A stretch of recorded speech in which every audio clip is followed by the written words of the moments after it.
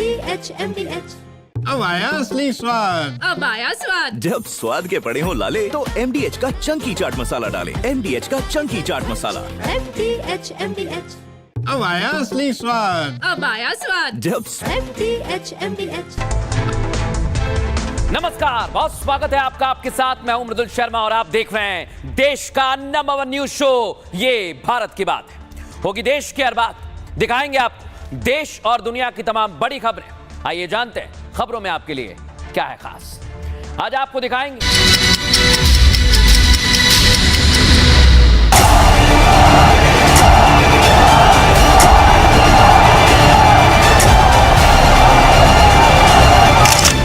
उनके भ्रष्टाचार की लंबी लिस्ट है। आरजेडी का भ्रष्टाचार तो बिहार का बच्चा बच्चा जानता है। पूरे हिंदुस्तान में विधानसभा के चुनाव, लोकसभा के चुनाव चोरी किए जा रहे हैं। जब जब भ्रष्टाचार और भ्रष्टाचारियों पे कार्रवाई की बात आएगी तो कांग्रेस, राजद जैसे दलों को सबसे ज्यादा परेशानी होगी। ये बिहार है, बिहार, यहाँ खैनी के साथ चूना रगड़ दिया जाता है। देश का भविष्य घुसपैठियों को नहीं तय करने देंगे। ये आरजेडी और कांग्रेस वाले कोई बेल पर बाहर है, कोई रेल के खेल में अदालत के चक्कर लगा रहा है। देखा आपने, पीएम मोदी आज बिहार पहुंच गए और इसलिए आज मैं कह रहा हूं प्रधानमंत्री नरेंद्र मोदी ने बिहार चुनाव का गया से शंखनाद कर दिया है। पहली तस्वीर आपको दिखाते हैं। प्रधानमंत्री नरेंद्र मोदी ने आज अपने गले का गमछा उतारा और जो लोग वहां पर पहुंचे हुए थे उनका अभिवादन किया। देखिए जरा,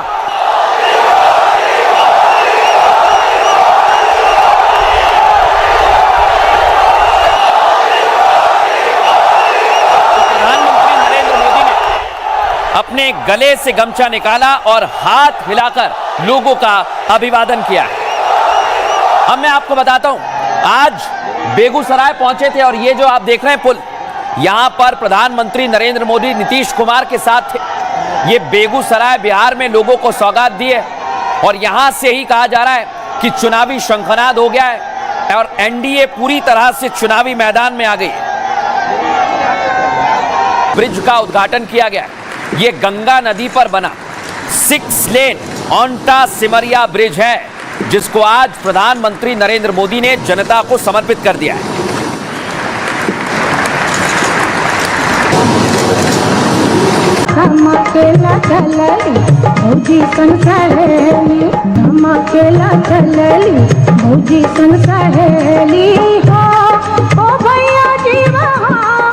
तो देखा आपने, सांस्कृतिक कार्यक्रम हो रहे थे और इधर आज प्रधानमंत्री नरेंद्र मोदी, सीएम नीतीश कुमार और सम्राट चौधरी जैसे ही सभा में पहुंचे, गाड़ी पर सवार थे, ट्रक पर सवार थे और इस रोड शो ने यह बता दिया कि एनडी ने इश कर दिया।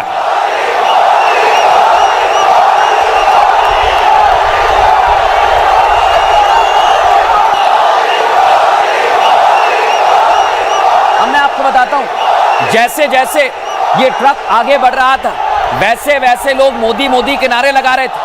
सुनिए जरा सभा में कैसे मोदी मोदी के नारे लगे।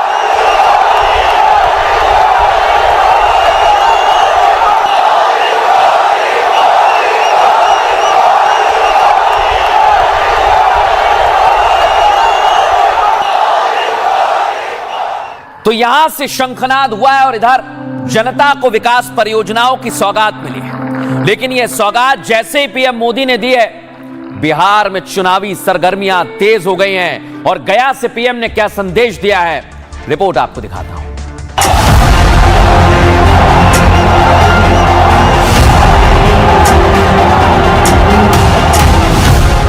जितने भी लोग हैं बड़ी खुश हैं कि हम लोग को माननीय मोदी जी के माध्यम से जो ये सिमरिया धाम का 6 लेन पुल मिला है, ये आज जो बिहार वासियों को समर्पण मिला है माननीय प्रधानमंत्री जी, ये बहुत बड़ी खुशखबरी है। संसद का मानसून सत्र खत्म होते ही पीएम मोदी सीधे बिहार पहुंच गए। मॉनसून सत्र में ऑपरेशन सिंदूर पर विपक्ष के एक एक सवाल का जवाब देने के बाद मोदी ने बिहार चुनाव में विपक्ष को पटखनी देने का पूरा एजेंडा सेट कर दिया है। यानी पीएम मोदी ने अपने इस दौरे से बिहार विधानसभा चुनाव के टेम्पो को सेट कर दिया है। भ्रष्टाचारी जेल भी जाएगा और उसकी कुर्सी भी जाएगी। पीएम मोदी बिहार क्या पहुंचे, जो मोर्चेबंदी राहुल तेजस्वी ने बीते एक हफ्ते से वोटर अधिकार यात्रा के जरिए वहां की थी, उसकी एक ही रैली में पीएम ने हवा निकाल दी। भ्रष्टाचार, भाई भतीजावाद, घुसपैठ और राष्ट्रवाद जैसे मुद्दे को लेकर पीएम ने बिहार की धरती से चुनावी एजेंडा सेट कर दिया है। अब इस चुनावी अभियान को आगे बढ़ाने में पूरा एनडीए अपनी ताकत झोंक रहा है।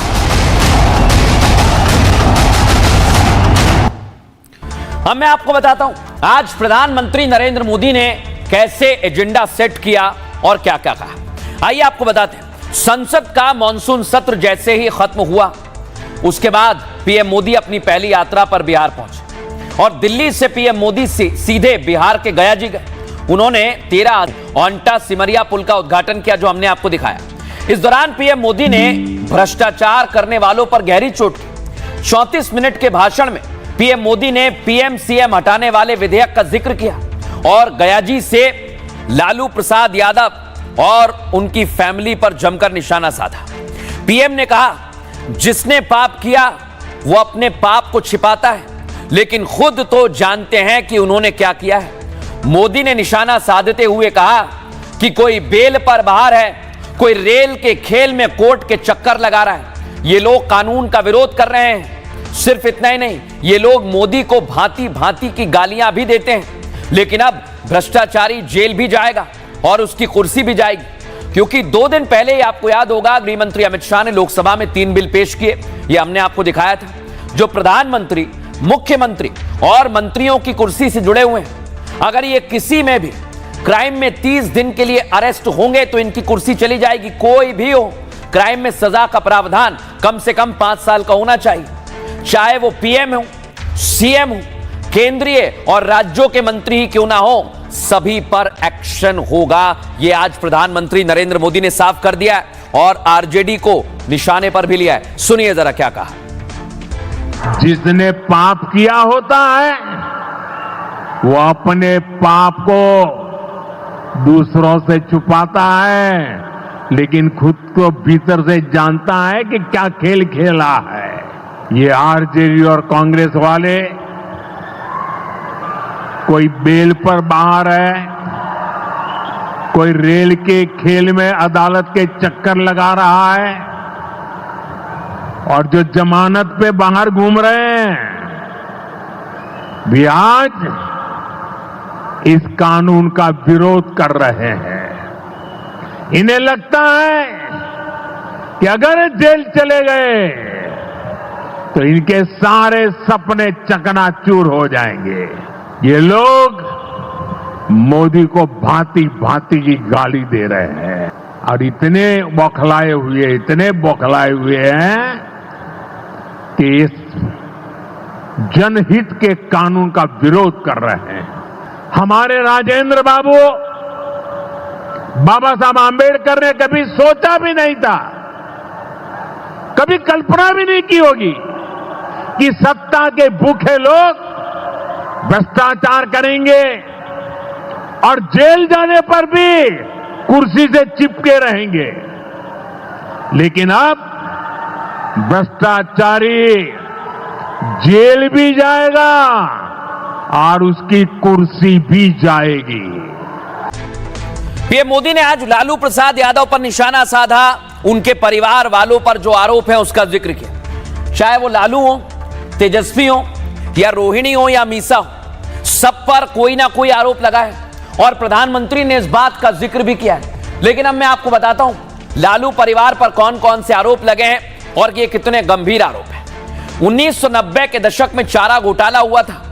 चारा घोटाला जिसमें 950 करोड़ रुपए का गबन हुआ दर्शकों, और जांच के बाद लालू यादव को दोषी ठहराया गया, उन्हें जेल भी जाना पड़ा। 1997 में मुख्यमंत्री पद से इस्तीफा भी देना पड़ा। उनका राजनीतिक करियर भी दांव पर लग गया, उनकी राजनीतिक साख को नुकसान पहुंचा। लालू परिवार पर बेनामी संपत्ति अर्जित करने के भी आरोप है। और ईडी ने साल 2017 में लालू परिवार के कई ठिकानों पर छापेमारी की थी। ईडी ने लालू यादव, उनकी पत्नी राबड़ी देवी, बेटी मीसा भारती, बेटे तेजस्वी यादव की संपत्ति को अटैच कर दिया था। आरोप है कि लालू परिवार ने 1000 करोड़ की बेनामी संपत्ति हासिल की है।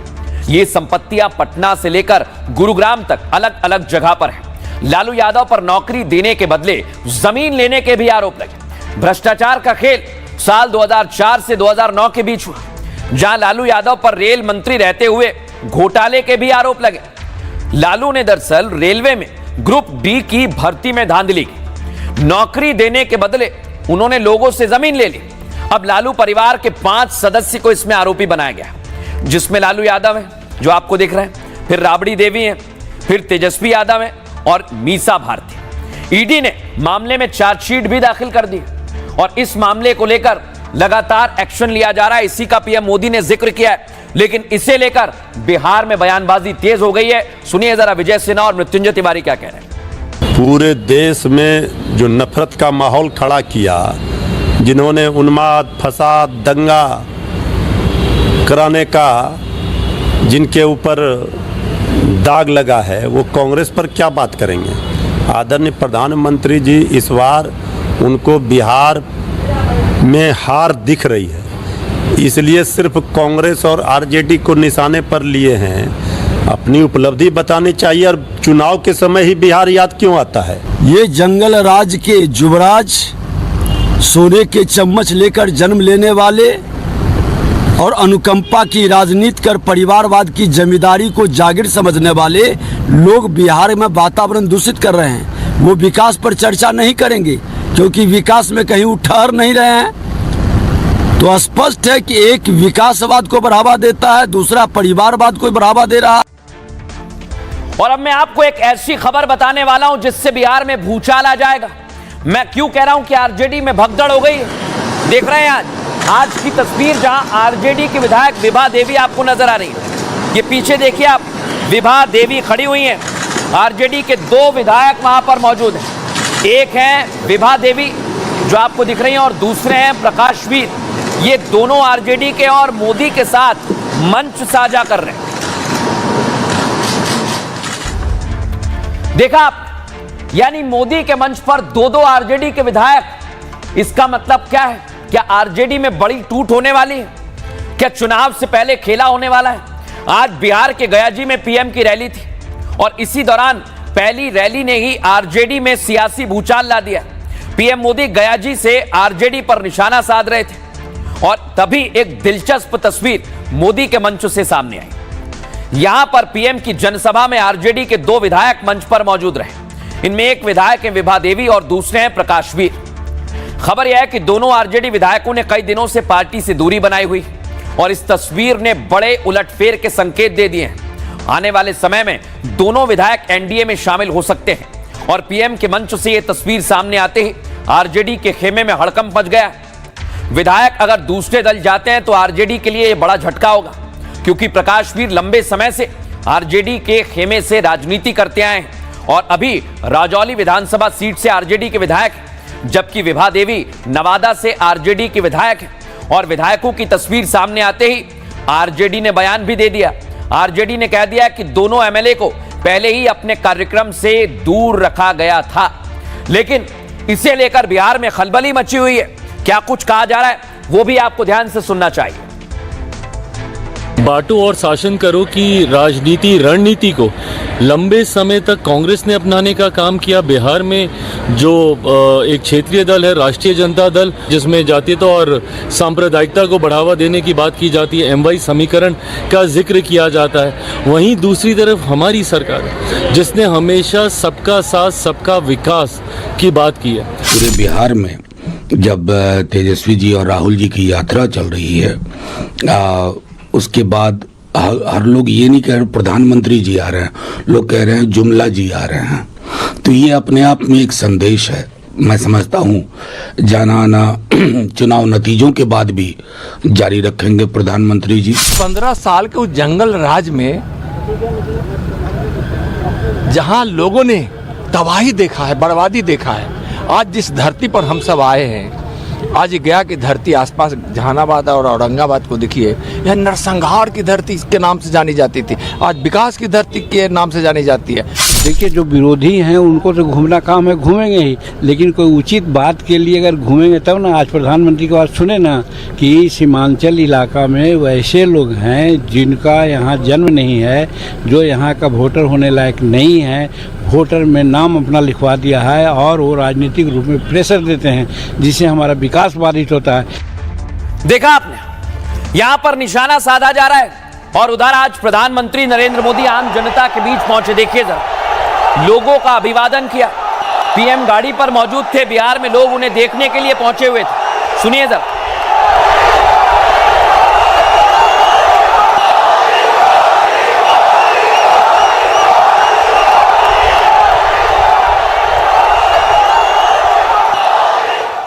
लेकिन अब मैं आपको बताने वाला हूं, आज प्रधानमंत्री नरेंद्र मोदी ने जो सौगात दी है उसे लेकर भी बिहार में जबरदस्त चर्चा है, क्योंकि ये चुनाव में एनडीए के लिए बहुत बड़ा फायदा लेकर आने वाली है। क्यों कह रहा हूं? क्योंकि पीएम मोदी इस साल बिहार में छठी बार आए और ये संदेश देना चाहते हैं कि बिहार के लिए एनडीए और बीजेपी काम कर रहे हैं। अपने इस दौरे पर उन्होंने बेगूसराय में ओंटा सिमरिया ब्रिज का उद्घाटन किया, जो कि करीब 1.8 किलोमीटर लंबा और 112 फीट चौड़ा है।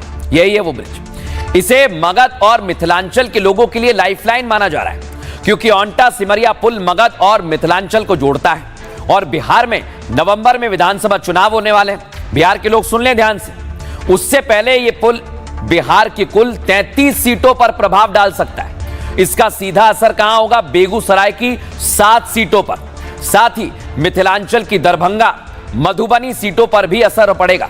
इनके अलावा मगध के गया, औरंगाबाद, नवादा, जहानाबाद और अवरल की 26 सीटों पर इसका असर देखने को मिल सकता है। यानी इस ब्रिज के जरिए पीएम एक साथ मगध और मिथिलांचल को साध रहे। दोनों रीजन की विधानसभा सीटों को साधने की कोशिश है। मगध और बेगूसराय दोनों जगह एनडीए की स्थिति मजबूत नहीं है, इसलिए बीजेपी और एनडीए का खास फोकस इसी रीजन पर है। मगध एनडीए के लिए कमजोर कड़ी माना जा रहा है, क्योंकि 2020 में जब चुनाव हुआ दर्शकों, तो एनडीए ने 26 में से सिर्फ 6 ही सीटें जीती। सोचिए, अब पीएम मोदी ने 13,000 करोड़ के प्रोजेक्ट की शुरुआत की है और इसके लिए बोधगया को चुना है, क्योंकि गया को मगध की राजधानी माना जाता है और यहां से पूरे बिहार को राजनीतिक संदेश भी जाता है। इधर तेजस्वी भी लगातार एक्टिव है। 20 अगस्त को दोनों वोटर अधिकार यात्रा में गया जी गए थे, लेकिन मोदी का हर दौरा विपक्ष की सक्रियता का सीधा जवाब है और इसलिए विपक्षी खेमे में खलबली मची हुई है। अब आपको बताते हैं, इसे लेकर जेडीयू और आरजेडी क्या कह रही है, सुनिए जरा। पिंडदान तो जनता राजद और उनके तमाम साथियों का करने जा रही है। इस चुनाव में राजद का सफाया तय है। उनकी ताबूत में आखिरी कील जनता ठोक रही है और हम तो तर्पण करने जाएंगे, जनता के प्रति आभार जताने जाएंगे। जब नवंबर में चुनाव के नतीजे आएंगे, तब राजद को पता चलेगा कि उनकी दुर्दशा की वजह क्या है। लालू प्रसाद या तेजस्वी यादव जैसे अहंकारी नेताओं के बल पर राजद और उनके साथियों की नैया पार नहीं होने जा रही है। क्या अब ये राहुल जी, तेजस्वी जी नहीं कह रहे, चप्पा चप्पा बिहार का बोल रहा है। मतलब ये नारा वोट चोर गद्दी छोड़, ये हर जगह पहुंच गया है। तो मोदी ने इधर एजेंडा सेट कर दिया है, उधर महागठबंधन में क्या चल रहा है ये मैं आपको बताता हूं। राहुल गांधी की वोट अधिकार यात्रा तेजस्वी के साथ साथ भागलपुर बिहार में पहुंच गई। दोनों नेता वोटर अधिकार यात्रा पर पूरी जोखिम के साथ लगे हुए हैं। वो नहीं चाहते कि कोई गलती हो, इसलिए पूरी ताकत लगाई जा रही है, कोई भी जोखिम नहीं उठाना चाहते।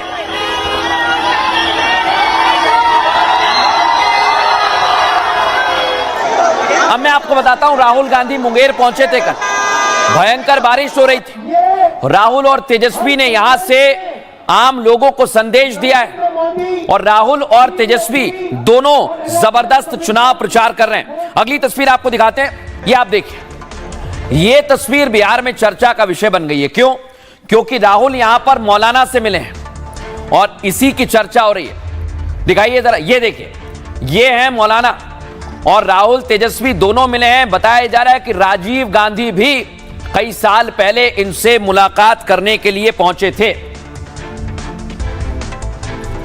अब मैं आपको बता रहा हूं, इधर राहुल गांधी ने यह मुलाकात की है और यह है राजीव गांधी की तस्वीर। आप हूबहू देखिए, यहां पर वही अलमीरा है, वही जगह यहां पर है, वही अलमीरा है और इसलिए इसकी चर्चा की जा रही है क्योंकि राहुल भी वहीं पहुंचे हैं जहां पर राजीव गांधी पहुंचे थे।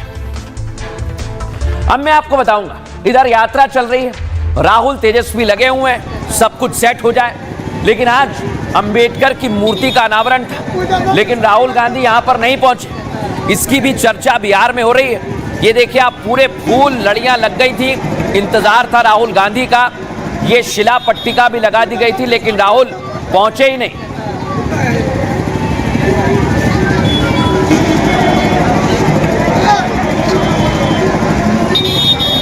अब अनावरण करना था तो कौन करेगा? पप्पू यादव मैदान में आ गए। पप्पू यादव ने ही मूर्ति का अनावरण किया। देखिए जरा, ये उन्होंने लाल फीता खोला और इसके बाद अंबेडकर की मूर्ति का अनावरण किया।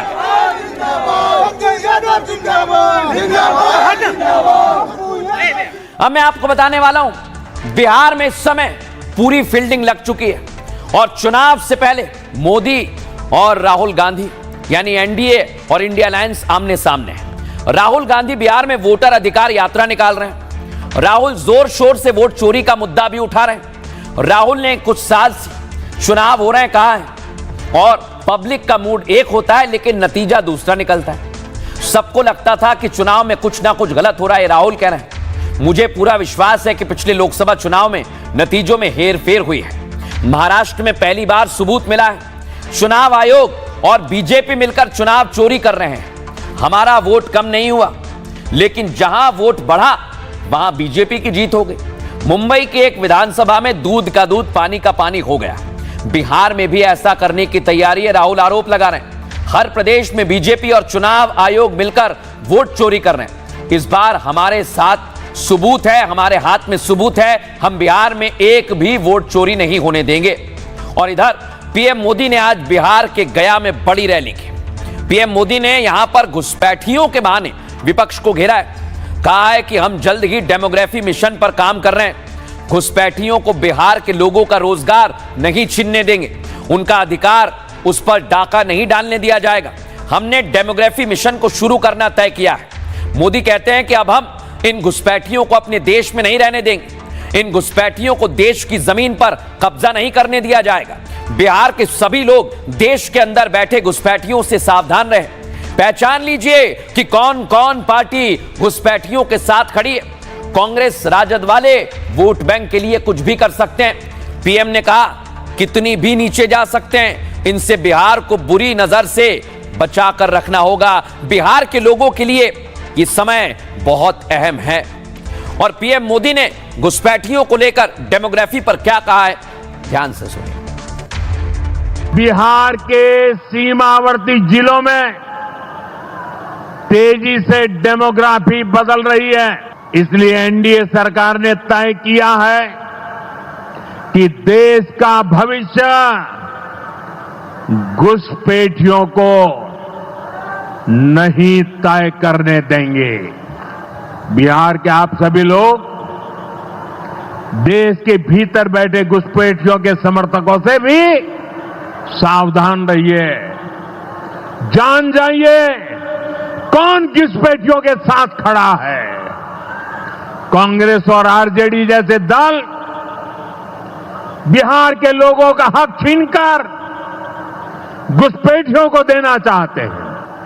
इसलिए बिहार के लोगों को बहुत सतर्क रहना है। महाराष्ट्र का चुनाव इसलिए चोरी किया गया क्योंकि वहां पर लाखों करोड़ रुपए की जमीन धारावी में थी और वो जमीन इन लोगों को अदानी को दिलवानी थी। ये जो चोरी किया जा रहा है, ये आपको बेरोजगार बनाने के लिए किया जा रहा है। अदानी को, अंबानी को बिहार का, महाराष्ट्र का, हर प्रदेश का पूरा धन दिलवाने के लिए दिया जा रहा है। वोट चोरी इसलिए हो रहा है क्योंकि आपका धन आपका भविष्य चुराना चाहते हैं, अदानी और अंबानी जैसे लोगों का भविष्य बनाना चाहते हैं। किसी के माइक के लाल में दम नहीं जो बिहारियों का वोट काट दे। तो गुजरात के लोग बताएंगे कि बिहार में कौन कौन वोट देगा। चुनाव आयोग से मिलकर के भाजपा के लोग बड़ी साजिश रच रहे हैं। पहले वोटर लिस्ट से नाम काटेंगे, फिर पेंशन से नाम काटेंगे, फिर राशन से नाम काटेंगे और बाद में ये गरीबी नहीं, गरीब को ही मिटाना चाहते हैं। यहां पर सियासत हो रही है, उधर ये पूरा मसला कोर्ट में भी चल रहा है। दिखाते हैं आप, सुप्रीम कोर्ट में इस मामले को लेकर सुनवाई हुई है और आज भी सुनवाई हुई है और इसे लेकर सुप्रीम कोर्ट ने भी पार्टियों को लताड़ लगाई, क्योंकि पार्टियां चुनावी रैलियों में इसका जिक्र कर रही हैं, लेकिन क्या वाकई जमीन पर इसका जिक्र किया जा रहा है? वोटर लिस्ट रिवीजन को लेकर सुप्रीम कोर्ट में सुनवाई हुई है। सुप्रीम कोर्ट ने चुनाव आयोग को निर्देश दिया है, दर्शकों, हटाए गए वोटर्स को अपना नाम जुड़वाने के लिए फिजिकली के साथ ऑनलाइन आवेदन की अनुमति दी जाए। सुप्रीम कोर्ट ने वोटर बनने के लिए आधार को भी मान्य कर दिया है। सुनिए ध्यान से, कोर्ट ने कहा है आधार कार्ड समेत 11 दस्तावेज में से आप कोई भी दे सकते हैं। वो ड्राइविंग लाइसेंस हो सकता है, वो पासबुक हो सकती है, पानी का बिल भी आप दे सकते हैं। और एसआईआर को लेकर राजनीतिक दल बहुत हंगामा कर रहे हैं। बिहार में राहुल और तेजस्वी जो आपको दिखाई दे रहे हैं, हंगामा किया जा रहा है। सुप्रीम कोर्ट ने आज राजनीतिक दलों से सवाल किया। कोर्ट ने कहा कि राजनीतिक दलों की निष्क्रियता हैरान करने वाली है, कुछ कर नहीं रहे लोग। बिहार की 12 पॉलिटिकल पार्टियों में से मात्र 3 पार्टियां कोर्ट में आई हैं। वोटर्स की मदद के लिए पार्टियां क्या कर रही हैं? कोर्ट ने पूछा, राजनीतिक दलों के करीब 1.5 लाख से ज्यादा बूथ लेवल के एजेंट हैं, इसके बावजूद उनकी ओर से कोई आपत्ति नहीं है, सिर्फ 2 आपत्तियां आई हैं। बिहार के मुख्य निर्वाचन अधिकारी 12 राजनीतिक दलों को पक्षकार बनाए हुए हैं और राजनीतिक दल क्लेम फॉर्म की स्टेटस रिपोर्ट दाखिल करें, ये कहा गया, जिसे जमा करने में उन्होंने वोटर्स की मदद की है। पार्टियां बूथ लेवल एजेंट नियुक्त करने के बाद क्या कर रही हैं? कोर्ट ने पूछा, लोगों और राजनीतिक कार्यकर्ताओं के बीच इतनी दूरी क्यों है? पार्टियों को वोटर्स की मदद के लिए आगे आना चाहिए। और इलेक्शन कमीशन ने सुप्रीम कोर्ट में हलफनामा दायर किया। 65 लाख छूटे हुए लोगों की सूची वेबसाइट पर प्रकाशित की है। बिहार के सभी 38 जिलों में सूची वेबसाइट पर डाल दी गई है, आप अपना नाम वहां पर चेक कर सकते हैं। लेकिन कोर्ट ने इधर राजनीतिक दलों को लताड़ा, उधर राजनीतिक दल क्या कह रहे हैं, सुनिए जरा। यही मांग हम शुरू से कर रहे थे, जब से एसआईआर एक्सरसाइज शुरू हुई। आधार पहचान का एक मूल डॉक्यूमेंट है, मूल दस्तावेज है, उसी को अगर आप नहीं स्वीकार करेंगे तो हमारी पहचान कहाँ जाएगी? हैरानी की बात है कि इसमें सर्वोच्च न्यायालय के हस्तक्षेप की आवश्यकता पड़ी। यहीं से मालूम पड़ता है कि चुनाव आयोग की नीयत में खोट है। चुनाव आयोग जिसका काम था ये संदेश देना कि हम सबके हैं, वो संदेश देने में बार बार वो नाकामयाब हो रहे हैं। वो अंपायर नहीं दिख रहे हैं, खिलाड़ी बन जा रहे हैं। राहुल गांधी किस तरह जब वो बीजेपी से नहीं लड़ पाए तो संवैधानिक संस्था से लड़ रहे हैं। वो चुनाव आयोग के खिलाफ जिस तरह की भाषा बोल रहे हैं वो दुर्भाग्यपूर्ण है। बिहार की जनता ने इस यात्रा को पूरी तरह रिजेक्ट कर दिया है। जनता सड़कों पर उतर आई है और वो कह रही है आगे बढ़ो, लोकतंत्र की हिफाजत करो, हम तुम्हारे साथ हैं। अगर मुझे एक लाइन में कोई कहे तो मैं इतना कह सकता हूं, लोकतंत्र जीतेगा। खबरों में आगे बढ़ेंगे और आज आपके लिए एक और खबर लेकर आए जो हमें भी चौंकाती है। कल ही हमने आपको दिखाया था, दिल्ली की सीएम रेखा गुप्ता की सुरक्षा में सेंधमारी हुई थी और आज घुसपैठ हो गई। तस्वीर दिखाइए, ये देखिए, ये शख्स जो आपको दिख रहा है एकाएक ये हंगामा करने लगता है। वहां पर मौजूद सुरक्षा कर्मी घबरा जाते हैं कि ये क्या हुआ। सुनिए जरा वहां क्या हो रहा था।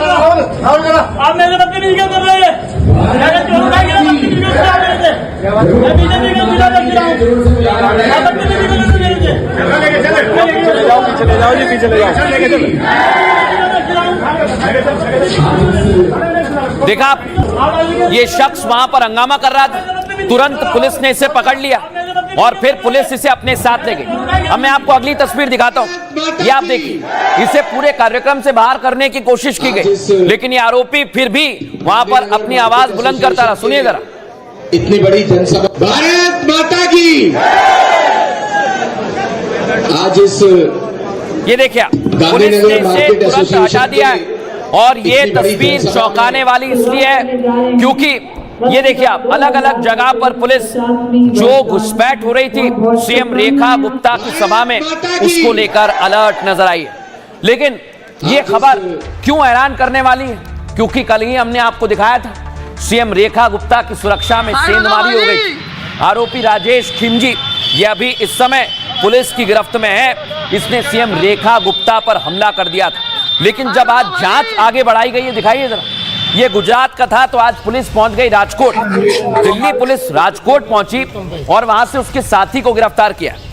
माफ कीजिएगा, 5 लोगों से पूछताछ की गई है और इनसे दिल्ली पुलिस पूछताछ कर रही है कि आखिर हमले में इनकी क्या संलिप्तता है।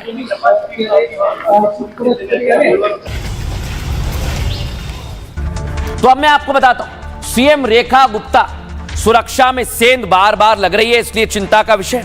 दिल्ली की सीएम रेखा गुप्ता की सुरक्षा में एक बार फिर चूक हो गई। सीएम रेखा गुप्ता गांधीनगर में एक जनसभा में पहुंची हुई थी। सीएम रेखा गुप्ता गांधीनगर में सभा कर रही थी, लेकिन उनके कार्यक्रम में एक शख्स ने हंगामा करना शुरू कर दिया। विधायक अरविंदर सिंह लवली उस दौरान जनता को संबोधित कर रहे थे, तभी एक शख्स आ गया, अचानक नारेबाजी करने लगा, जिससे कार्यक्रम स्थल पर हड़कंप मच गया।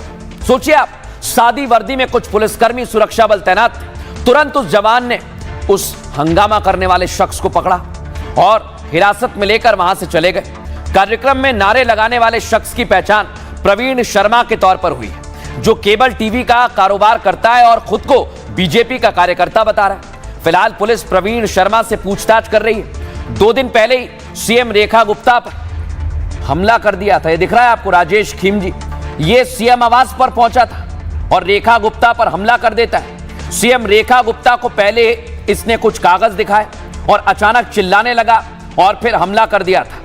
चोट आई थी हमले में मुख्यमंत्री रेखा गुप्ता को, लेकिन इसके तुरंत बाद सीएम रेखा की सुरक्षा में बड़ा बदलाव किया गया। उन्हें सीआरपीएफ की Z श्रेणी की सुरक्षा प्रदान की गई है, यानी अब उनके क्लॉज प्रोटेक्शन में सीआरपीएफ के जवान भी शामिल रहेंगे। इसके अलावा सीएम पर हमले के एक दिन बाद दिल्ली पुलिस कमिश्नर भी बदल दिए गए। सतीश गोलचा को दिल्ली पुलिस का कमिश्नर बनाया गया है, जिन्होंने सीएम रेखा गुप्ता से आज मुलाकात की है। अब मैं आपको बताता हूं दर्शकों, यह चुनौती क्यों है, क्योंकि सीएम रेखा गुप्ता की सुरक्षा में एकाएक सेंधमारी हो रही है। क्या इसके पीछे कोई बहुत बड़ा कारण है या फिर कुछ और है? पुलिस इसको लेकर जांच पड़ताल कर रही है। लेकिन आज जिस आरोपी ने हंगामा किया, वो अपनी सफाई में क्या कह रहा है, सुनिए जरा। आज जिलाध्यक्ष होने के नाते मुझे मंच पे नहीं बुलाया गया। मेरे अंदर रोष था और मैंने वहाँ पे कुछ बोला। और रेखा मैडम भी बहुत बढ़िया मैडम है, हमारी सीएम है, जो हमारे लवली जी भी हमारे बहुत बढ़िया हैं, क्षेत्र का विकास का कार्य देखते हैं और उनसे भी मेरे को इस बात का खेद है। इतना विश्वास दिलाती हूँ कि आपकी ये मुख्यमंत्री दीदी ना डरेगी, ना थकेगी, ना हारेगी। जब तक दिल्ली को दिल्ली के अधिकार ना मिल जाए, वो आपके साथ संघर्ष करती रहेगी। देखा, दिल्ली की सीएम रेखा गुप्ता कह रही हैं कि हम संघर्ष करते रहेंगे। लेकिन आज एक और बड़ी घटना दिल्ली में हो गई है।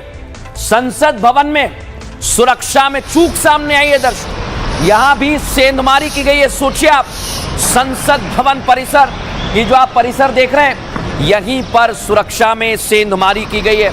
और दिखाइए जरा अगली तस्वीर, ये देखिए, ये जो आप देख रहे हैं, ये है गरुड़ द्वार संसद का। आप देखेंगे इसे तो यहां पर सुरक्षा व्यवस्था चाक चौबंद रहती है, लेकिन इसी गरुड़ द्वार पर दीवार कूदकर एक संदिग्ध अंदर तक आ गया। सोचिए जरा आप क्या हुआ उस दौरान, दिखाता हूं आपको। ये देखिए, ये है वो शख्स जो अंदर घुस गया।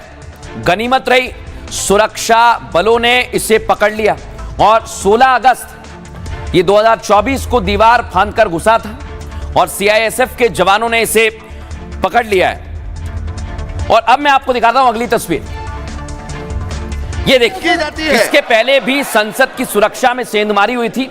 ये दर्शक दीर्घा है, ये पुरानी तस्वीर मैं आपको दिखा रहा हूं। पहले भी सुरक्षा में सेंध हुई थी 2023 दिसंबर में। ऐसी तस्वीर सामने आई थी जब 2 लोग लॉबी में कूद गए। एक और तस्वीर आपको दिखाता हूं, जब 2 लोग यहां पर कूदे। उसके बाद 13 दिसंबर 2023 को भी संसद भवन परिसर में ऐसे ही हंगामा हुआ था, फिर सांसदों ने पकड़कर इन्हें पीटा था। अगली तस्वीर दिखाइए, ये आप देखिए, ये कुछ लोग वहां पर पहुंचे हुए थे और बाकायदा इनका पास बना हुआ था। ये स्मोक केन लेकर वहां पर पहुंचे हुए थे, इन्हें फेंक दिया था। बाकायदा एफएसएल की टीम पहुंची थी और जांच पड़ताल की थी। लेकिन आज एक और बार संसद की सुरक्षा में सेंध लगी है। क्या कारण है? संसद की सुरक्षा में बार बार सेंध क्यों लग रही है? सवाल कई सारे। संसद भवन की सुरक्षा में एक बार फिर सेंधमारी का मामला सामने आया। दरअसल हुआ ये 6:30 बजे सुबह का वक्त था दर्शकों। संसद भवन की दीवार फांदकर एक शख्स घुस जाता है। पहले वो दीवार फांदता है और इसके लिए वो रेल भवन के पास मौजूद एक पेड़ के पास जाता है। जब तक सुरक्षा कर्मी इसे पकड़ पाते, वो गरुड़ द्वार तक पहुंच गया था, जो मैंने आपको दिखाया। नई संसद भवन का प्रमुख गेट है गरुड़ द्वार, और यहां से मुख्य रूप से कौन जाता है? पीएम जाते हैं, राष्ट्रपति को जाना है, उपराष्ट्रपति को जाना है, यहीं से प्रवेश मिलता है। ऐसे में यह गेट अत्यधिक सुरक्षा वाला जोन माना जाता है और संसद परिसर का सबसे संवेदनशील प्रवेश द्वार है। ऐसे में संसद भवन में तैनात सुरक्षा कर्मियों ने इस शख्स को पकड़ लिया है। इस शख्स से आईबी, सीआईएसएफ और सेंट्रल एजेंसीज पूछताछ कर रही हैं। पूछताछ में शख्स ने बताया कि वो घर जाने वाला था। संसद आने से पहले रेलवे स्टेशन भी गया था, लेकिन घर नहीं जा पाया, इसके लिए वो वापस संसद आ गया। संदिग्ध लग रहा है ना आपको भी? गनीमत रही कि घटना के समय संसद में कोई मौजूद नहीं था। कल ही संसद का मॉनसून सत्र खत्म हुआ है, लेकिन संसद भवन की सुरक्षा में सेंध का ये कोई पहला मामला नहीं है। एक साल पहले 16 अगस्त 2024 को भी एक युवक संसद परिसर में घुस गया था। उसने भी संसद भवन की दीवार फांदी और सीआईएसएफ के जवान ने पकड़ लिया था। 13 दिसंबर 2023 को भी नए संसद भवन में सुरक्षा में सेंधमारी हुई। संसद की विजिटर गैलरी से 2 लोग लोकसभा के अंदर कूद गए, जिनमें एक शख्स वहां मौजूद कुछ सांसदों के बीच में आया। सांसदों ने पकड़ा, उसकी पिटाई भी की गई और जूते में छिपी हुई स्मोक केन उसने निकाली और फिर उसे धुआं करता हुआ वो चला गया। 13 दिसंबर 2001, ये तो कोई भूल ही नहीं सकता है। जब संसद का विंटर सेशन चल रहा था, तभी एक सफेद एम्बेसडर आती है जिसमें 5 आतंकी रहते हैं और गेट नंबर 12 में आते हैं और अंधाधुंध फायरिंग शुरू कर देते हैं। तब पूरा देश स्तब्ध हो गया था। लेकिन आप सोचिए, बार बार संसद की सुरक्षा में सेंध सवाल खड़े करती है। हमारे सहयोगी जतिन की रिपोर्ट आपको दिखाते हैं।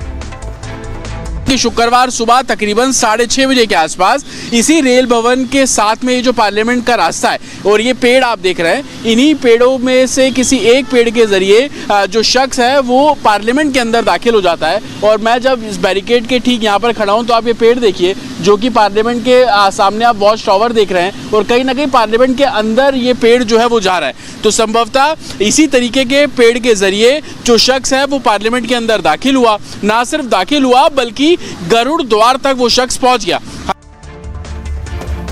लेकिन आपके ज़हन में सवाल आ रहा होगा कि भाई संसद की सुरक्षा में बार बार सेंधमारी हो रही है, तो आखिर संसद की सुरक्षा है कैसे? तस्वीर आपको दिखाते हैं। संसद की सुरक्षा चाक चौबंद रहती है। यहां पर सुरक्षा बल के जवान रहते हैं, कमांडोज की भी तैनाती होती है जब जब पार्लियामेंट सेशन होता है। और अंदर की तस्वीर जरा मैं आपको दिखाता हूं, ये देखिए, ये अंदर की तस्वीर है। यहां पर भी कई लेयर में सिक्योरिटी रहती है, कई प्रोटेक्शंस लेयर यहां पर रहती हैं, लेकिन फिर भी सेंधमारी हो रही है, जो सवाल खड़े करती है कि आखिर संसद में बार बार सुरक्षा में सेंधमारी क्यों हो रही है। आइए जरा आपको बताते हैं कैसी सुरक्षा रहती है। पार्लियामेंट में सिक्योरिटी का रोल बड़ा अहम है दर्शकों। यहां 3-3 सिक्योरिटी लेयर से पूरे भवन की सुरक्षा होती है। दिल्ली पुलिस, सीआरपीएफ और पार्लियामेंट ड्यूटी ग्रुप तैनात रहता है। सबसे पहला एंट्री पॉइंट पर क्या होता है? संसद भवन में एंट्री के लिए पार्लियामेंट सिक्योरिटी के जवान रहते हैं। संसद परिसर की सुरक्षा का जिम्मा सीआरपीएफ के पास होता है और मुख्य भवन की सुरक्षा की जिम्मेदारी ज्वाइंट सिक्योरिटी सेक्रेटरी की होती है, जो पूरे संसद परिसर की सुरक्षा को देखते हैं। और यहां पर सेंधमारी बड़े सवाल खड़े कर रही है कि आखिर संसद में बार बार ये हो क्या रहा है। बहरहाल खबरों में आगे बढ़ेंगे, आपको एक बार फिर ले चलता हूं बिहार, क्योंकि आज बिहार में जबरदस्त प्रदर्शन हुआ। दिखाइए जरा, ये है राशन डीलर और ये आज प्रदर्शन करने के लिए सड़कों पर आ गए। तस्वीर दिखाता हूं पहले ये आप देखिए, मानदेय बढ़ाने की इनकी मांग है। जबरदस्त नारेबाजी की गई। सुनवाइए जरा कैसे नारेबाजी की गई।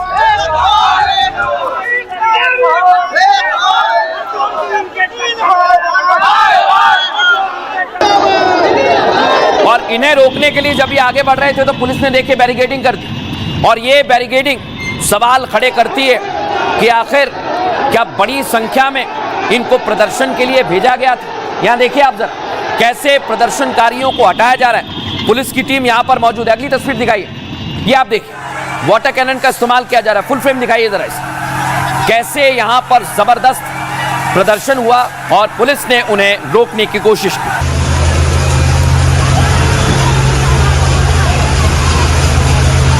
और अब मैं आपको लाठीचार्ज की तस्वीर दिखाता हूं। प्रदर्शनकारियों पर लाठीचार्ज भी पुलिस ने किया है। दिखाइए जरा, ये आप देखिए जरा कैसे राशन डीलर्स पर लाठीचार्ज हुआ।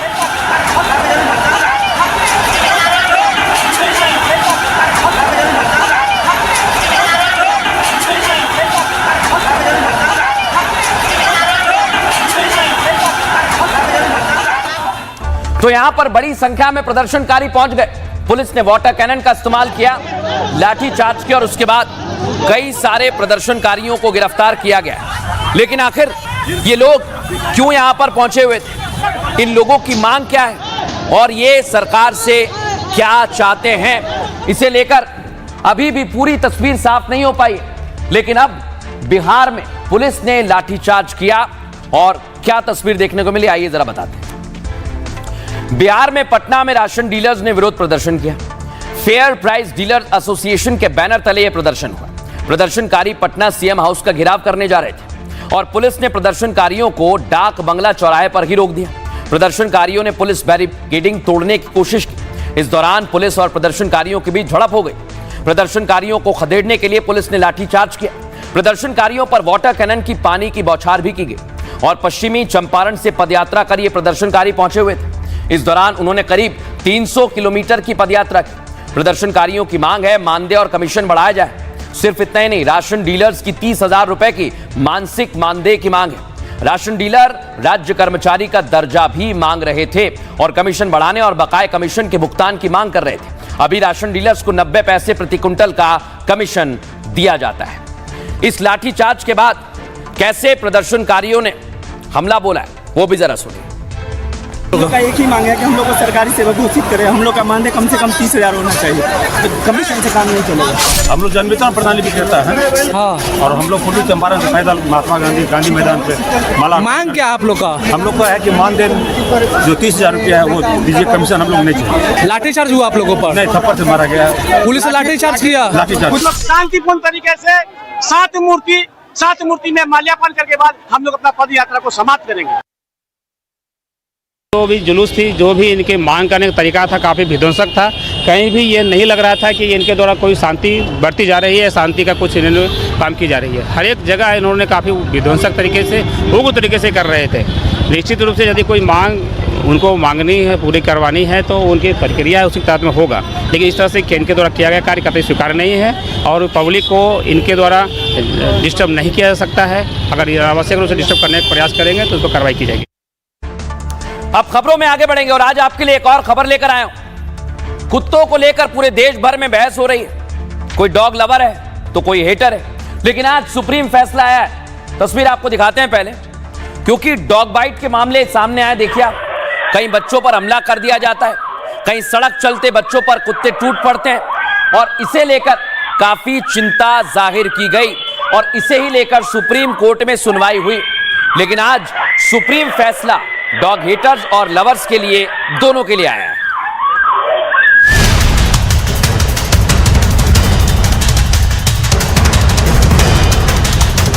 आवारा आतंक ने दिल्ली से महाराष्ट्र तक खौफ कायम कर रखा। डॉग बाइट के मामले लगातार बढ़ते जा रहे हैं। बच्चे सबसे ज्यादा आवारा कुत्तों का निवाला बन रहे हैं, तो लोगों में आवारा कुत्तों के खिलाफ आक्रोश उबाल मार रहा। वहीं डॉग लवर्स का एक धड़ा ऐसा भी है जो आवारा कुत्तों के खूनी जबड़ों पर लगाम कसने की कोशिशों की मुखालफत कर रहा। लेकिन सुप्रीम कोर्ट ने ऐसा फैसला सुनाया जिससे डॉग लवर्स और हेटर दोनों के चेहरे खिल गए। अदालत ने आदेश दिया कि पकड़े गए कुत्तों की नसबंदी कर छोड़ा जाएगा, जबकि खूंखार और आक्रामक कुत्ते कैद में रहेंगे। लेकिन सबसे बड़ा सवाल यही कि क्या सुप्रीम फैसले से डॉग बाइट के मामले घट जाएंगे? देखा, यानी सुप्रीम कोर्ट ने सुप्रीम फैसला दिया है, लेकिन फैसले में क्या है, आइए जरा आपको विस्तार से बताता हूं। आवारा कुत्तों के मामले में सुप्रीम कोर्ट ने 11 अगस्त के आदेश में आज संशोधन किया है। सुप्रीम कोर्ट के आदेश से डॉग लवर्स और हेटर्स दोनों खुश हैं। सुप्रीम कोर्ट ने कहा कि आवारा कुत्तों को नसबंदी और उनका टीकाकरण किया जाए।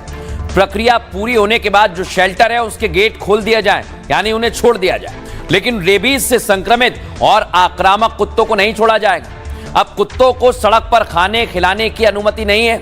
सड़कों पर आवारा कुत्तों को खाना खिलाने पर कानूनी कार्रवाई होगी। आप भी सुनिए ध्यान से।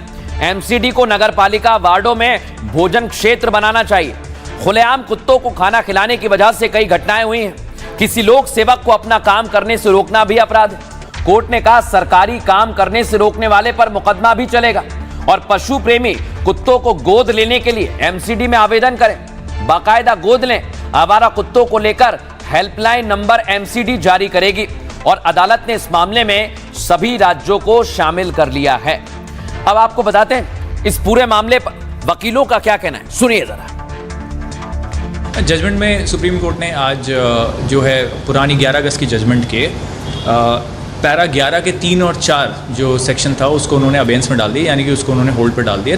जानवरों को सड़क से उठाया जाएगा, उनको सिर्फ इम्यूनाइजेशन, वैक्सीनेशन और स्टरलाइजेशन के लिए उठा के वापस उनके एरियाज़ में दोबारा से छोड़ा जाएगा, जैसा कि एनुअल बर्थ कंट्रोल रूल्स 2023 बोलते हैं। हालांकि सुप्रीम कोर्ट ने इसमें एक एक्सेप्शन रख दिया कि अगर कोई रेबीड डॉग है जिसको रेबीज हो चुका है, वो इसकी कैटेगरी से बाहर रखे जा रहे हैं, पर बाकी जितने भी स्ट्रीट डॉग्स हैं उनके ऊपर ये लॉ अब लागू होगा दोबारा से। Quite satisfied with the order. I think they also have to make a balance. They cannot just have one-sided order. पिछले 3 साल से लोक अभियान के माध्यम से हम आवारा कुत्तों के काटने के खिलाफ आंदोलन चला रहे हैं। हम कोई कुत्ता विरोधी नहीं है, पर इस जजमेंट में बड़ी लैंडमार्क चीज़ें जो उन्होंने बोली हैं, वो सबसे बड़ी बात तो ये बोली है कि एमसीडी इसी तरीके से कुत्तों को पकड़ने का काम जारी रहेगा। बहुत अच्छी जजमेंट दी, परंतु एमसीडी को भी जो ये पानी के इंजेक्शन लगा के स्टेरिलाइज करते हैं उस पर भी एक जांच करनी चाहिए कि कितने करोड़ों रुपए का घपला इन मासूम कुत्तों के नाम पे इन अधिकारियों ने करा, उस पर भी बहुत स्ट्रांग एक्शन होना चाहिए। बहुत ही अच्छा फैसला है और हम इसको 100% इम्प्लीमेंट करेंगे। जो डॉग लवर्स थे, जो एनजीओज थी, वो भी यही चाह रहे थे कि जो स्ट्रे डॉग्स को स्टेरिलाइज करके छोड़ दिया जाए, और कॉर्पोरेशन ऑलरेडी वही करती थी। वैक्सीनेट कराया जाए, स्टरलाइज कराया जाना चाहिए, उनके लिए इंतजाम किया जाना चाहिए।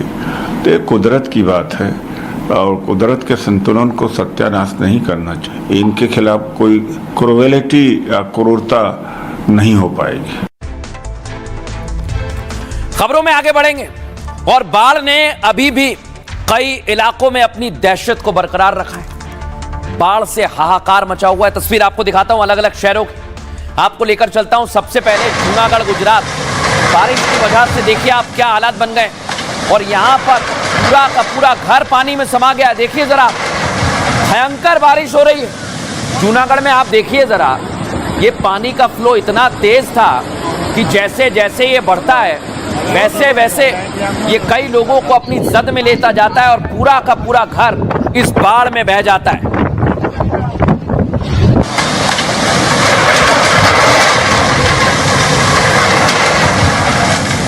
अब मैं आपको दिखाता हूं उत्तरकाशी की तस्वीर। देखिए, उत्तराखंड का उत्तरकाशी पूरा डूब गया है। आप बस नजर डालिए, देखिए जरा, ये टॉप एंगल तस्वीर आपको दिखा रहा हूं जहां लोगों के 2 से 3 मंजिल के घर बने हुए हैं, लेकिन आप देखेंगे किसी की पहली मंजिल डूब गई, किसी की 2-2 मंजिल पानी के अंदर समा गई हैं और यहां पर लोग अब भी परेशान हैं। उन तक राहत सामग्री पहुंचाई जा रही है। अब आपको लेकर चलता हूं राजस्थान। देखिए जरा, राजस्थान के कोटा में भी बाढ़ की वजह से हाहाकार मचा हुआ है। बारिश वहां पर भी हो रही है और कैसे वहां के हालात बन गए देखिए जरा। ये कोटा के दूरस्थ इलाकों की तस्वीर मैं आपको दिखा रहा हूं।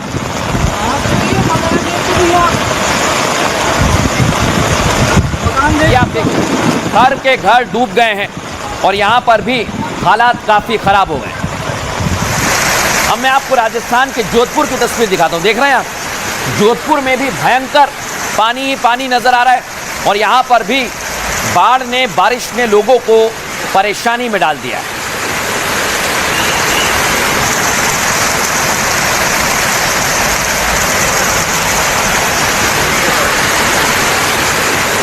अब मैं आपको राजस्थान के पाली की तस्वीर दिखाता हूं। देखिए, एक शख्स बेचारा अपनी स्कूटी लेकर जा रहा है, कैसे तो पानी से निकल जाए, लेकिन वो कोशिश करता है।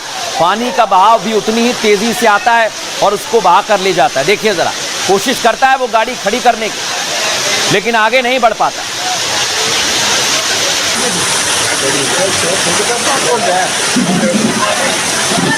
ये देखिए, पूरी उसकी गाड़ी बह गई। अब मैं आपको तस्वीर दिखाता हूं महाराष्ट्र के पुणे की। आप अलग अलग शहरों की तस्वीर से समझ सकते हैं कि अभी भी बारिश का सितम कम नहीं हुआ है। बारिश ने लोगों की परेशानी को और ज्यादा बढ़ा दिया है।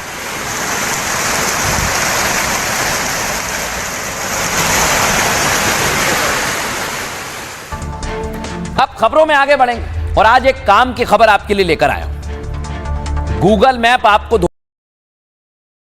आपको धोखा दे रहा है और यह खबर आपको देखनी ही चाहिए। कहीं मत जाइएगा। क्यों कह रहा हूं मैं? तस्वीर दिखाइए, देखिए आप। अगर आप भी गूगल मैप से रास्ते तलाशते हैं, अपनी मंजिल तक पहुंचना चाहते हैं, तो ये देखकर जाइएगा। ये सड़क के रास्ते जा रहा था, लेकिन सड़क पर चलते चलते अचानक तालाब आ गया। गूगल मैप ने दिखाई सड़क और आगे था तालाब। इसलिए मैं कह रहा हूं कि आपसे जुड़ी हुई खबर है। गूगल मैप कहीं आपको भी धोखा तो नहीं दे रहा है। ये यूपी के सहारनपुर की आपने तस्वीर देखी। अब आपको एक और तस्वीर देखिए। कार से छात्रों का रेस्क्यू किया गया और ये तस्वीर देखिए जरा, सहारनपुर में कैसे उनकी जान बचाई गई। गनीमत रही, कुछ लोग यहां पर पहुंच गए और फिर इन सभी को बाहर निकाला गया। लेकिन आप सोचिए, आप कार के अंदर हैं और गूगल मैप के जरिए आप तालाब में चले जाएंगे तो क्या ही होगा। अगली तस्वीर दिखाइए, ये आप देखिए। बामुश्किल इस कार का गेट खोला गया और फिर इन सभी को बाहर निकाला गया। लेकिन मैं बता रहा हूं आप, गूगल मैप आपके लिए किसी भी वक्त परेशानी का सबब बन सकता है। लेकिन आखिर इन लोगों के साथ हुआ क्या है? पहले भी कई तरह की घटनाएं सामने आई और गूगल मैप बार बार क्यों आपको धोखा दे रहा है? आइए जरा बताते हैं। ये आप देखिए, ये पूरा मैप है और कहीं भी चले जाइए, अलग अलग जगह पर ऐसे ही लोग आते हैं, गूगल मैप से जाते हैं। बरेली में गूगल मैप की बड़ी लापरवाही का वजह से हादसा हुआ। गूगल मैप के सहारे अधूरे ब्रिज पर एक कार चढ़ गई, करीब 50 फीट की ऊंचाई से नीचे गिर गई। इस हादसे में 3 लोगों की जान चली गई। महाराजगंज में क्या हुआ, गूगल मैप ने अधूरे फ्लाईओवर पर एक कार को पहुंचा दिया। कार फ्लाईओवर के ऊपर जाने के बाद नीचे लटक गई और इस हादसे में कार सवार सभी लोग गनीमत रही कि सुरक्षित बच गए। हाथरस में भी ऐसा ही गूगल मैप की गलती की वजह से हादसा हो गया। गूगल मैप ने कार सवार को खराब रास्ता दिखा दिया। गूगल मैप ने मथुरा के निर्माणाधीन हाईवे पर मोड़ दिया और कार मिट्टी के अवरोध से जाकर टकराई और क्षतिग्रस्त हो गई। इधर मुंबई में भी ऐसा ही हुआ। गूगल मैप के चक्कर में बड़ी दुर्घटना हो गई और आधी रात एक महिला की कार सीधे खाई में जा गई। समुद्री सुरक्षा पुलिस ने तुरंत महिला की जान को बचाया। क्रेन से कार को खाड़ी के बाहर निकाला गया। लेकिन आप भी ख्याल रखिएगा, गूगल मैप आपको भी किसी भी क्षण धोखा दे सकता है। बहरहाल खबरों में आगे बढ़ेंगे और अब बात करेंगे भारत के गौरव की, यानी अग्नि मिसाइल की। भारत ने अपने आप को और ज्यादा मजबूत कर दिया है। सबसे पहले आपको तस्वीर दिखाता हूं, देखिए। अग्नि 5 मिसाइल है और इसका सफल लॉन्च किया गया है। ये जो तस्वीर आप देख रहे हैं, अग्नि 5 मिसाइल है और आज इसका सफल लॉन्च हुआ है। लेकिन लॉन्च जो हुआ है, ये भारत के लिए बड़ी सफलता है। 4, 3, 2, 1, now, 1, 2,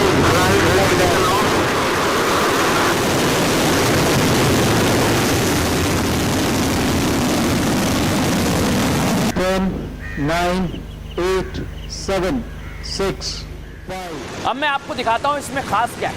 ये आप देख रहे हैं, ये सीधे जाती है और फिर 90 डिग्री पर मुड़ जाती है। 90 डिग्री का कोण आप समझते हैं? सोचिए आप, यही इसकी खास बात है। और अग्नि की उड़ान देखकर अब दुश्मन देश कांपने लगे हैं।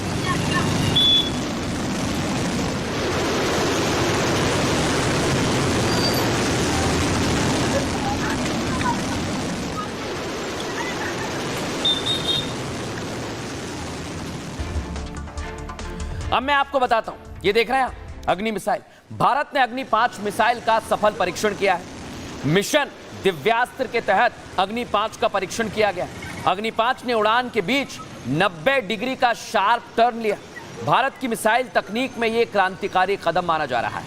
ये चीन और पाकिस्तान दोनों के लिए मजबूत संदेश भी है। इसमें 4-5 वॉरहेड्स ले जाने वाला MIRV लगा हुआ है। स्वदेशी सेंसर और तीव्र गतिशील इसकी खासियत है। DRDO ने अपनी तकनीकी क्षमता दुनिया को दिखा दी है। अग्नि 5 के 90 डिग्री शार्प टर्न से जंग में हमें फायदा होगा। अग्नि 5 मिसाइल दुश्मन की मिसाइल को चकमा देगी। अगर कोई मिसाइल अग्नि 5 को मारने के करीब पहुंचेगा तो अग्नि 5 अपना रास्ता बदलकर उसको भटका देगी और इसके बाद अग्नि 5 सीधे अपने टारगेट को ध्वस्त करेगी। जंग में 90 डिग्री टर्न वाली मिसाइल का बड़ा रोल होगा और इसलिए हम कह रहे हैं कि अग्नि 5 मिसाइल हमारे लिए पूरी तरह से मजबूत रहेगी और जबरदस्त रहेगी। लेकिन अब मैं आपको आज एक और तस्वीर दिखाने वाला हूं। ये तो मैंने दिखाई है अग्नि 5 मिसाइल। भारत ने अपने डिफेंस सिस्टम को और ज्यादा मजबूत कर दिया। ये 4,500 से ज्यादा ऊंचाई आकाश प्राइम का ये सफल परीक्षण हुआ है और आकाश तीर ने ऑपरेशन सिंदूर में बहुत बड़ी भूमिका निभाई थी और भारत पर जो पाकिस्तान के हमले हो रहे थे उसे नाकाम कर दिया था। उसके बाद आकाश प्राइम का भी सफल परीक्षण हुआ है।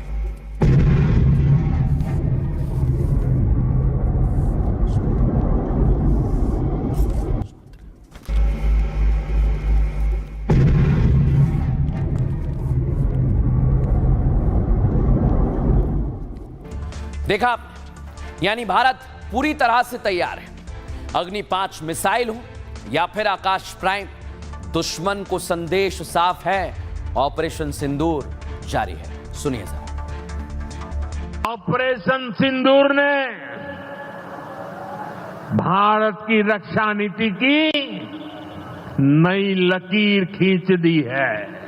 अब भारत में आतंकवादी भेजकर हमले करा के कोई बच नहीं सकेगा।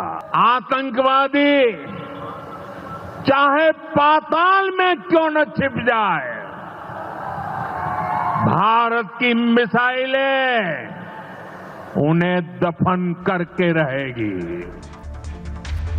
और अब बात करेंगे आज के सूत्र की। धीरे धीरे रे मना, धीरे सब कुछ होए, माली सींचे 100 घड़ा, ऋतु आए फल होए। इस दोहे में कबीर दास जी कहते हैं, हर काम में धैर्य रखना चाहिए। कोई भी काम तुरंत नहीं होता। ठीक वैसे ही जैसे माली 100 घड़े पानी में डाले फिर भी फल तो समय आने पर ही मिलता है। धैर्य ही मनुष्य की समझदारी का प्रतीक है और मेहनत से किया गया काम कभी व्यर्थ नहीं जाता। इसलिए आप सब भी ये बात ध्यान रखें कि धैर्य ही सद्गुण है। बहरहाल ये भारत की बात है, मैं इतना ही। आप अपना बहुत ख्याल रखिए। नमस्कार।